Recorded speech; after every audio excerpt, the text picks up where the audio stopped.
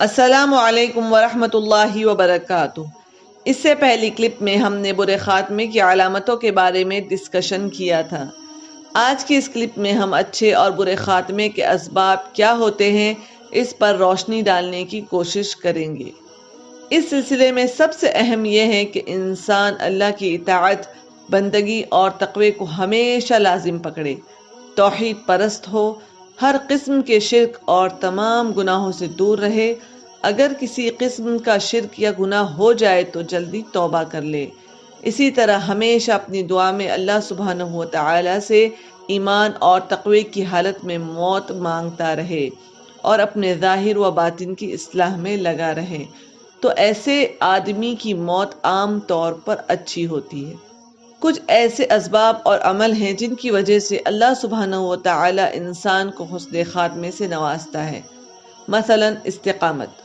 استقامت کا مطلب ہوتا ہے ایمان لانے کے بعد عمل پر ثابت قدم رہنا۔ اللہ سبحانہ و تعالی فرماتا ہے ان الذين قالوا ربنا الله ثم استقاموا تتنزل عليهم الملائكة الا تخافوا ولا تحزنوا وابشروا بالجنة التي كنتم توعدون۔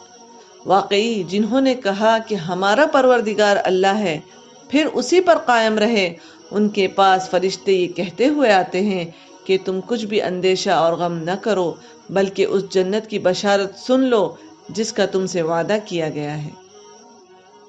اللہ سے اچھا گمان کرنا یعنی نیک عمل کرنے کے ساتھ ساتھ اللہ سے اچھائی اور بھلائی کی امید رکھنا، اور ساتھ ہی ساتھ یہ کہ اللہ سبحانہ و تعالی اس کے گناہوں کو معاف کر دے گا، یہ بھی حسن خاتمے کا ایک سبب ہے۔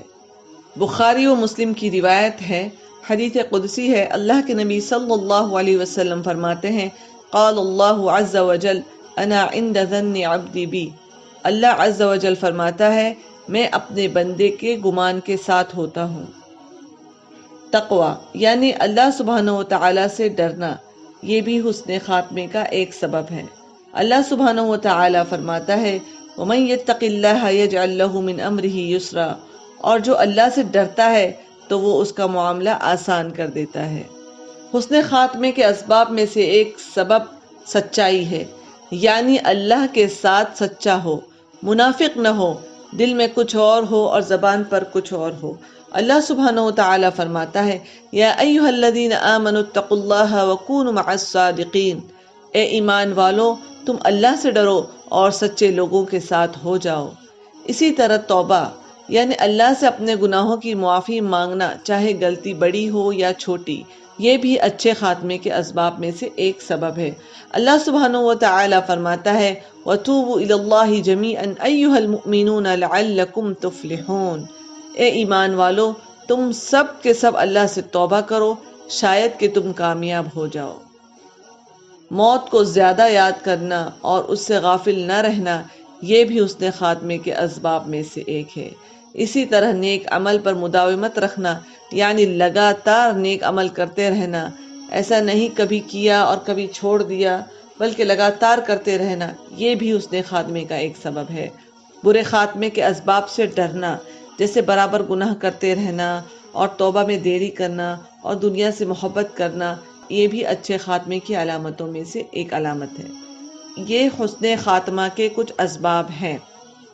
اور برے خاتمے کے اسباب یہ ہیں کہ بندہ گناہوں کو برابر کرتا رہے اور اسے ان سے محبت اور لگاؤ ہو جائے، کیونکہ انسان اپنی زندگی میں جس چیز سے ایک زمانے تک لگاؤ رکھتا ہے اور اس سے محبت کرتا ہے تو عام طور پر اس کی موت اسی چیز پر ہوتی ہے۔ ابن کثیر رحمہ اللہ فرماتے ہیں کہ گناہ، جرائم اور شہوتیں انسان کو موت کے وقت بہت زیادہ رسوا اور ذلیل کرتے ہیں۔ ابن قیم رحمہ اللہ فرماتے ہیں اس آدمی کا برا خاتمہ نہیں ہوتا ہے جس کا ظاہر اور باطن دونوں صحیح ہو، یعنی وہ منافق نہ ہو، بلکہ برا خاتمہ تو اس کا ہوتا ہے جس کا عقیدہ خراب ہو اور زندگی میں لگاتار برے گناہ کرتا رہا ہو، تو عام طور پر اس کی موت اسی پر ہوتی ہے اگر موت سے پہلے توبہ نصیب نہ ہوئی ہو۔ ایک سبب برے خاتمے کا یہ بھی ہے کہ انسان دنیا کو زیادہ توجہ دے اور اس کی رنگینیوں اور چکا چوند میں اپنے آپ کو مگن رکھے، آخرت کی بالکل پرواہ نہ کرے، آخرت سے زیادہ دنیا محبوب ہو اور ہر معاملے میں وہ دنیا کی محبت ہی کو آخرت سے پہلے رکھے۔ اللہ سبحانہ و تعالی فرماتا ہے ان الذین لا یرجون لقاءنا ورضوا بالحیاة الدنیا واطمأنوا بها والذین هم عن آیاتنا غافلون اولئک مأواهم النار بما كانوا یکسبون۔ جن لوگوں کو ہمارے پاس آنے کا یقین نہیں ہے اور وہ دنیاوی زندگی پر راضی ہو گئے ہیں اور اس میں جی لگا بیٹھے ہیں، اور جو ہماری آیتوں سے غافل ہیں، ایسے لوگوں کا ٹھکانہ ان کے اعمال کی وجہ سے دوزخ ہے۔ دلوں کی بیماریاں بھی برے خاتمے کے اسباب میں سے ہیں، جیسے غرور، گھمنڈ، حسد، جلن، بدگمانی، نیکی پر خود ہی دل میں خوش ہونا، مکر و فریب، دھوکہ دھڑی، کسی مسلم کو گھٹیا یا برا سمجھنا، اللہ کی پسندیدہ چیزوں سے نفرت کرنا اور اس کی ناپسندیدہ چیزوں سے محبت کرنا۔ اللہ سبحانہ و تعالی فرماتا ہے وَلَا تُخْزُنِي يَوْمَ يُبْعَثُونَ يَوْمَ لَا يَنفَعُ مَالٌ وَلَا بَنُونَ إِلَّا مَنْ أَتَى اللَّهَ بِقَلْبٍ سَلِيمٍ۔